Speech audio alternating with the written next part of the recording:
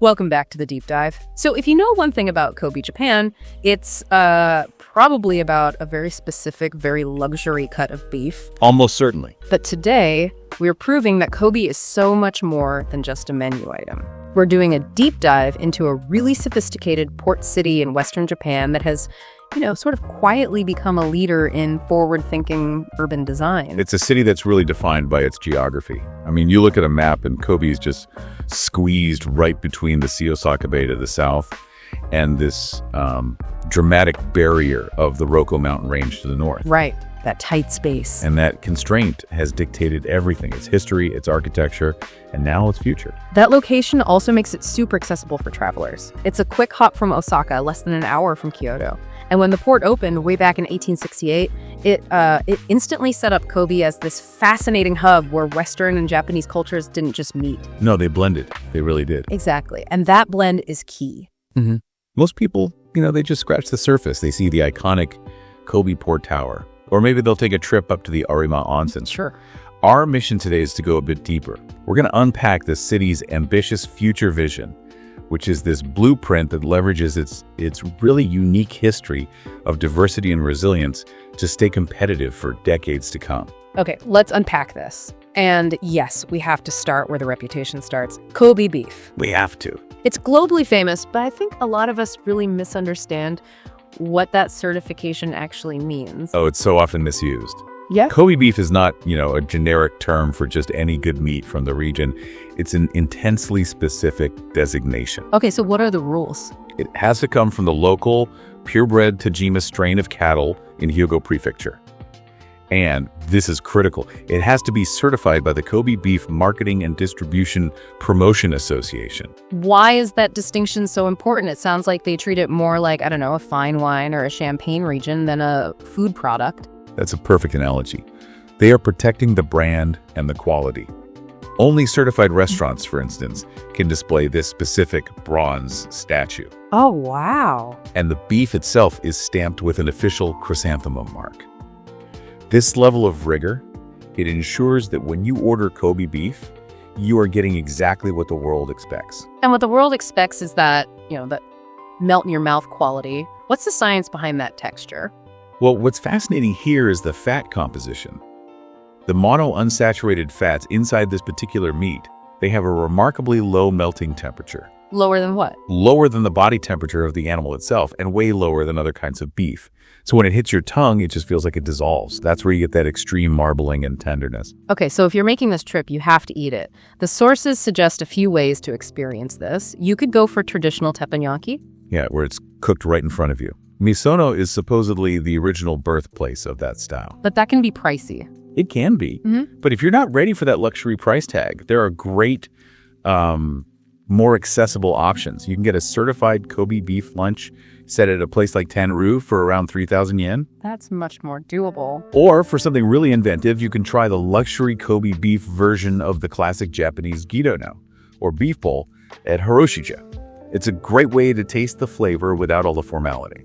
But Kobe's flavor profile isn't just about what you eat. The second great culinary pillar is what you drink, sake. Yes, and we're talking about the Nara area, specifically Nara-gogo, the 5 villages of Nara. And this area is #1 in Japan, right? It's the undisputed champion. Produces more sake than anywhere else. And again, this success is completely rooted in its geography. So what's the magic formula in Nara? It's a combination of 3 perfect things. First, the rice. They use high-quality local varieties like Yamadani Shiki, which is often called the king of sei rice. Okay, so the rice. Second, the water. They call it mayamizu. It's this mineral-rich hard water that's just ideal for brewing. And the third? The climate. The cold winds coming off the Roko Mountains are perfect for the traditional brewing techniques they use in winter. So what does Nara sake taste like? It's typically characterized as being spicy and dry. The Japanese call it karakuchi. And you can dive into this tradition at the Hakutsuru Sake Brewery Museum. Exactly. It's a beautifully remodeled old brewery, and it walks you through the whole process. And I'm guessing there's a tasting at the end? The best part, you get free tastings of freshly brewed sakes right there on site. It connects you directly to the history of the region. Okay, this is where it gets really interesting for me.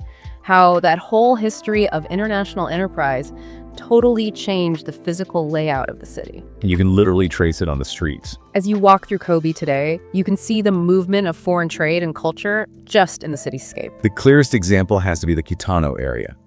After the port opened in 1868, you had foreign residents pour in from the US, Britain, Germany, Russia, and they built these unique Western-style houses. The Ijinken. The Ijinken, yes.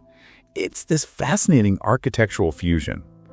You can see examples like the Kazumadori no Yakata, which was the former Thomas residence. Right, from around 1909. It's this beautiful German-style building, but it's sitting right there next to traditional Japanese architecture. Over 30 of them still exist, and you can tour about a dozen to see how that early international community lived. Then you move a little south into the heart of commerce. To Nankinmachi, which is Western Japan's big Chinatown. It's just 5 minutes from Otomaki Station. It's pretty compact, though, isn't it? It's small, only 270 by 110 meters, but it is packed with over 100 businesses. It's this chaotic, vibrant experience. Best experienced how? Through street food. You just have to sample things. Peking duck, kokuni man, those pork buns, just grab them right off the street. The sources reveal this brilliant contrast right nearby. So if Nankinmachi is chaotic and vibrant, the Kyukyuruchi, the former foreign concession area, is the total opposite. Completely. That area was strictly set aside for the foreigners involved in trade, designed with this elegant European-style architecture. And it's kept that vibe. It has. It's maintained that high-end, elegant atmosphere. Now it's where you find all the luxury brand stores. It really shows you the hierarchy of early port life. And tying all of that together is the waterfront. The symbol of which is the 108-meter bright red hyperbolic Kobe Port Tower. It just anchors the whole Bay Area. And nearby, you've got Harborland with the Kobe Brick Warehouse, which is this charming late 1890s building that's been beautifully repurposed into trendy shops and cafes. And you have to stay for the night view. You must. Yeah. The panorama from the observation points on Mount Maya and Mount Roko is legendary. They call it the $10 million night view. Where does a name like that come from? It's a reference to the staggering historic cost of maintaining all the city lights you can see stretched out below you. It's not just Kobe either. You can often see all the way into the Osaka area. Amazing. Okay, let's pivot from the urban bustle and the bright lights to the natural and historic retreats, places that offer a bit of serenity. Let's start with Arima Onsen. Arima Onsen is Japan's most ancient hot spring town. I mean, it dates back over 1,000 years. Wow. And yet it's only a 30-minute trip from downtown. It's a genuine escape, and it's famous for its two very distinct types of springs. Which are? First, you have the Kinsen, or the Golden Spring. The water is visibly reddish-brown because it's so rich in iron and salt. It's actually saltier than seawater. Really? Yeah. It's said to contain 7 of the 9 specified therapeutic ingredients. The salt gives it these lasting moisturizing and warming effects. And then there's the Ginsen, the Silver Spring, which is the clear carbonated water. So you get this amazing contrast between the earthy red Golden Spring and the clear effervescent Silver Spring. It's quite an experience. And while we're talking about ancient stability, the sources mention Akuta Shrine. Yes, right in the Sannomiya area. It's dedicated to a goddess, Wakehiro no Mikoto, who is revered as a kind of a power spot for forging connection.